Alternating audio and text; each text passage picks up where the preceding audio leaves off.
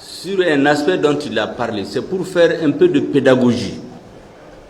Un texte a été lu, que nous avons élaboré ensemble, au niveau de la direction du front, mais c'est bon d'insister sur certains aspects.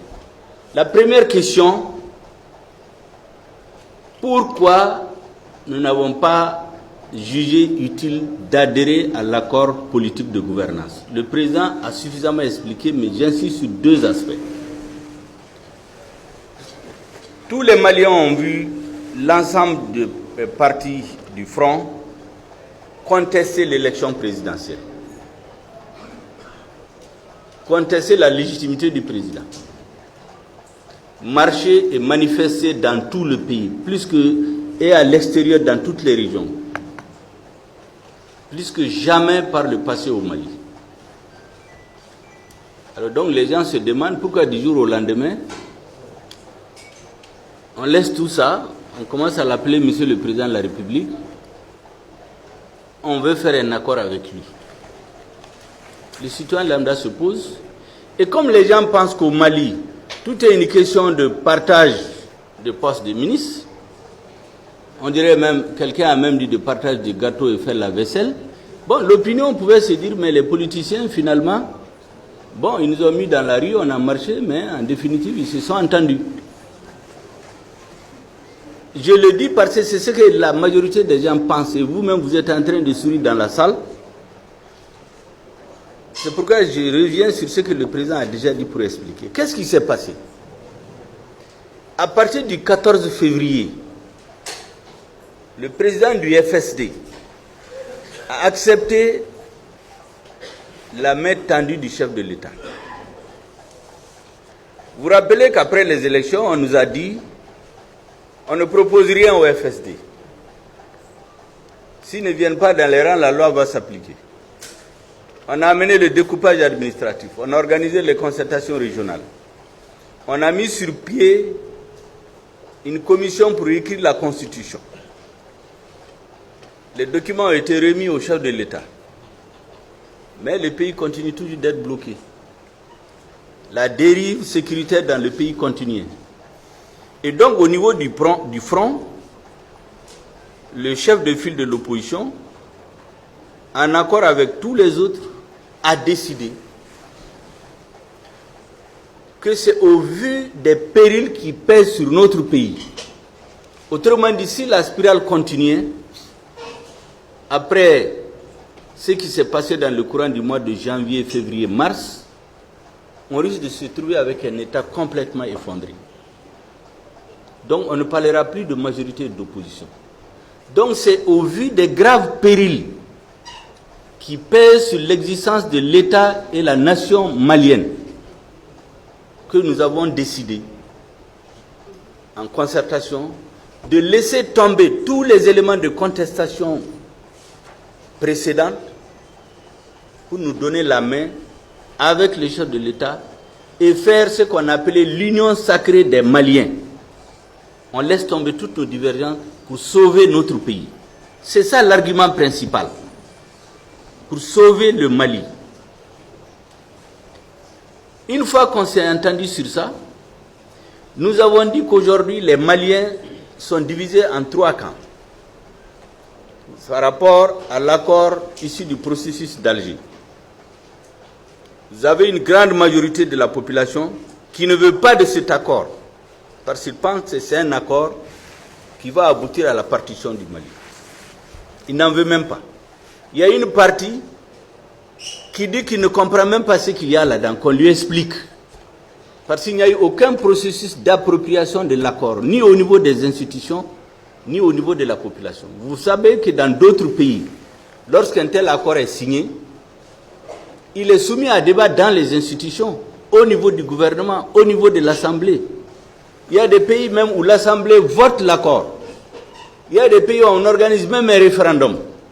Mais chez nous, il n'y a eu aucune séance d'explication, ni au niveau du gouvernement, ni au niveau de l'Assemblée, ni au niveau du Haut Conseil des collectivités, ni au niveau d'aucune institution. Chacun l'a lu comme il veut. Donc, il n'y a pas un processus d'appropriation, ni au niveau des institutions, a fortiori au niveau du reste de la population. Donc cette partie de la population veut comprendre. Et il y a une minorité qui dit qu'il faut appliquer l'accord coûte que coûte, parce qu'il y a la pression de la communauté internationale. Donc nous avons dit, dès lors que nous rentrons dans un processus de négociation, dans une union sacrée pour sauver notre pays, il est important qu'on explique aux Maliens que l'accord autour duquel il y a ce désaccord, nous venons veiller à son application. Et dans ce processus, nous devons veiller à ce qu'aucun acte ne soit posé qui peut conduire à court, moyen et long terme à la partition du Mali. Il faut que la nouvelle équipe qui viendrait des négociations le dise et s'en tienne à ça. Parce que depuis la signature de l'accord, on a le sentiment que le gouvernement n'a fait que des concessions pour les mouvements séparatistes. Le mouvement crée les conditions, le gouvernement, pratiquement de la partition du Mali. Donc on a dit qu'il faut que, maintenant qu'on est ensemble, qu'on puisse dire non. Parce qu'on s'est rendu compte que l'équipe qui est au pouvoir ne peut pas dire non. Parce qu'elle est faible. Elle a un déficit de légitimité. Nous savons les conditions dans lesquelles elle a été élue. Mais maintenant que tous les fils du Mali se retrouvent pour sauver leur pays, il faut qu'on puisse ensemble dire non à ce qui n'est pas bon pour le Mali.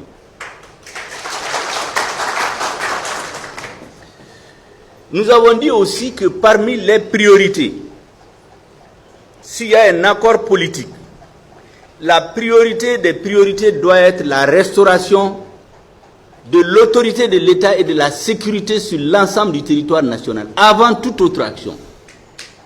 La sécurité, c'est le premier besoin de l'homme. C'est le premier besoin des citoyens.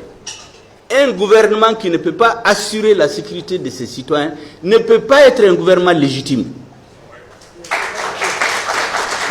Le premier élément de légitimation d'un pouvoir, c'est sa capacité à assurer la sécurité des personnes et des biens. Quelle que soit la façon dont il prend le pouvoir, qu'il soit élu ou non. Du reste, l'élection, c'est quoi? L'élection, c'est une autorisation, une permission, un permis qui est donné pour diriger. Mais c'est dans la façon de gérer le pays, la façon dont les citoyens sont sécurisés, que le gouvernement assoit petit à petit sa légitimité. Le résultat de l'élection n'est qu'un permis pour conduire la nation. C'est exactement comme un chauffeur. On lui donne un permis pour conduire, mais s'il passe son temps à faire des accidents, à tuer des personnes, à enregistrer des morts, on finit par s'interroger sur la légitimité de ce permis. Eh bien, ces trois éléments dont je vous ai parlé, l'explication pourquoi on sera dans l'accord, les périls qui pèsent sur notre pays, le fait de veiller à ce que la partition du Mali ne prospère pas, le fait de mettre la sécurité comme priorité, ont été refusés, biffés des documents qu'on nous a soumis. Ça fait partie des explications pourquoi on n'a pas signé. Parce que qu'est-ce qu'on va dire aux Maliens? On est allé juste prendre des postes de ministre. Quand vous regardez d'ailleurs l'accord, la sécurité vient en 4e point parmi les priorités du gouvernement.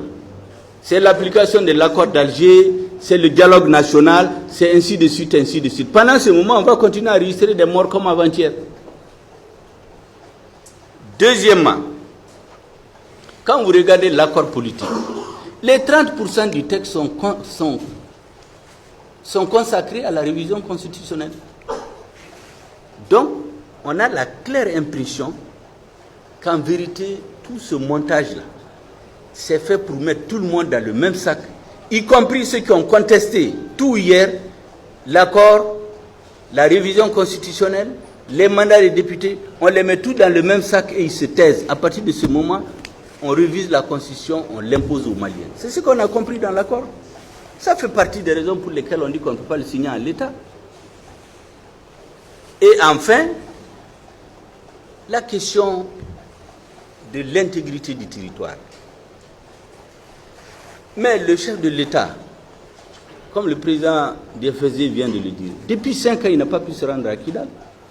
Ce n'est qu'à l'élection qu'il a été en tant que candidat. Il a été accueilli par les drapeaux des séparatistes à Kidal. Comme si c'est en acceptant ça maintenant qu'il devient président. Mieux, on a vu ici que les mouvements séparatistes ont édicté des textes pour gérer Kidal, en dehors des lois maliennes. Personne n'a entendu notre gouvernement protester. C'est la médiation internationale qui a protesté. Pour dire que ces mesures sont nulles et non avenues. Mais qu'est-ce que les séparatistes ont répondu après? Ils ont dit que c'est les déclarations de la médiation qui sont nulles et non avenues. Et qu'ils vont appliquer ces mesures. Et elles s'appliquent aujourd'hui à Kidal. Allez-y vérifier. La fête de l'indépendance de la fantomatique République de l'Azawad, elle a été célébrée le 6 avril passé. Un défilé militaire avec la présence des forces internationales, MINUSMA et Barkhane. Qu'est-ce que notre gouvernement a dit? Donc nous nous sommes dit, si on s'entend pour faire l'union sacrée, il faut que les Maliens puissent parler d'une même voix pour dire qu'on n'acceptera plus certaines choses dans notre pays. Ça n'a pas été accepté. Donc à partir de ce moment, on n'est pas dans le même esprit. Un texte, c'est un esprit et une lettre. Vous vous entendez d'abord sur ce que vous devez faire, après vous écrivez. L'écriture, c'est une affaire des juristes. Mais ce que vous voulez, vous entendez là-dessus. Dès lors qu'on ne s'est pas entendu sur ce qu'on veut faire, on ne peut pas avoir le même texte. L'accord sous l'appel à la réconciliation, pourquoi on n'arrive pas à l'appliquer? Parce qu'au moment de la signature, les signataires, le gouvernement et les mouvements armés n'avaient pas le même esprit. C'est pourquoi ils n'arrivent pas à l'appliquer depuis bientôt 4 ans. Donc ça fait partie des explications très pédagogiques pourquoi nous ne pouvons pas adhérer à cet accord en l'état.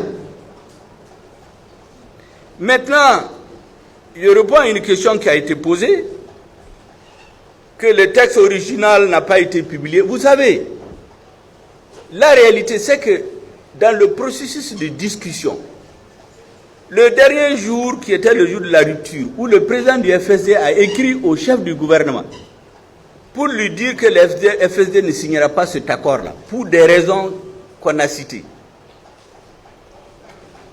Normalement, c'est ce texte qui devait être publié. Mais est-ce que vous savez que le texte qui a été publié le lendemain et soumis à signature est différent sur celui sur lequel il y a eu la rupture? C'est pourquoi moi je dis que c'est une véritable escroquerie. C'est une escroquerie. Parce qu'on a fait croire aux Maliens qu'on s'est entendu sur quelque chose et à la dernière minute on a refusé de signer. Il y a le texte sur la base duquel Soumaïla a dit que le FSD ne signe pas. Si on le compare à ce qui a été publié le lendemain, c'est différent. On a mis le texte sur une page et maintenant il y a des feuilles volantes, il y a les noms, tu viens, tu signes. Et c'est ça qui circule. Mais c'est de l'escroquerie. Et enfin, je termine, Monsieur le Président, vous m'excusez d'avoir été long. Et vous savez ce qui s'est passé à Mopti l'autre jour, dans la région de Mopti qui continue. C'est la partie visible de l'iceberg. Est-ce que vous savez que dans la région de Tombouctou, Gao, Menaka, Kidal, tous les jours on tue les gens?